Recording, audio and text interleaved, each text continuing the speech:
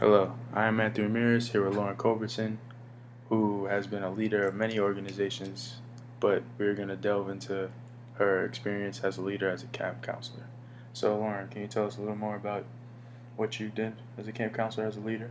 Of course. What the camp was is called Mojave Primitive Encampment and is in the Mojave Desert. My position was a MISC, and so basically that was like the camp counselors, and then there were one set of leaders kind of above us, which were all the adults, and the kids of the camp tended to be from 6th grade to 9th grade. Okay, was there ever an instance where the leaders involved themselves with the other kids as much as they should have?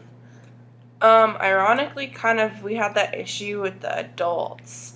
There was this one girl, and she's really homesick the whole time, and was just constantly coming to the adults and whining and complaining about how homesick she was, and just kind of found every little thing to come cry about, and all the adults just really handled it, I think, badly. They were just talking about her behind her back and saying all these things and calling her a crybaby and all this stuff. And in my eyes, I just saw it as like she needed help, she just needed somebody to talk to her the right way. So one day she was just kind of crying by herself, and I kind of walked over there and started to talk to her, asked her what's wrong, and she didn't have much to say.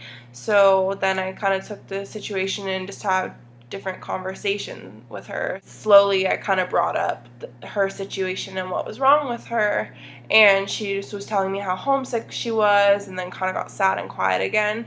And she had this little rock with her, and I guess it had connection to her grandma, who she was missing a lot. And I just kind of talked to her about it and made her feel more comfortable, and I didn't have any problems after that. Like, she was fine the rest of the week and involving So, herself. did the other leaders take notice of what you've done? Yeah, so they ended up asking me after they pulled me aside and kind of was like, oh, was she like whining to you too or whatever? We just kind of let her go off because we're sick of it.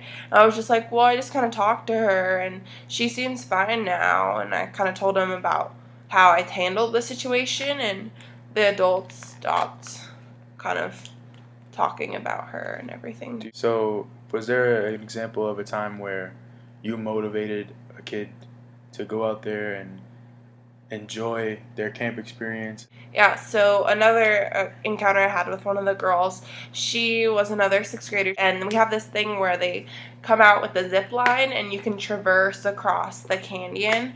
And she was too afraid to do it. Everybody gets a chance, but they only get one chance, and once your number is called, the opportunity is kind of up.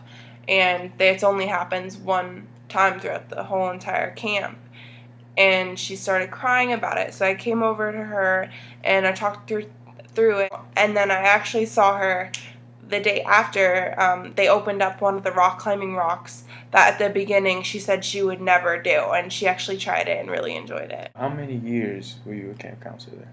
I did the camp for 3 years, and it was pretty much the same people for the most part, a little variation in the girls. So, did you notice that the behaviors that you exuded, such as actually listening to the kid and not making any assumptions, did you notice that kind of die off the second year and they actually got involved with the kids and didn't just push them aside? Yeah, definitely. I would say that that was true.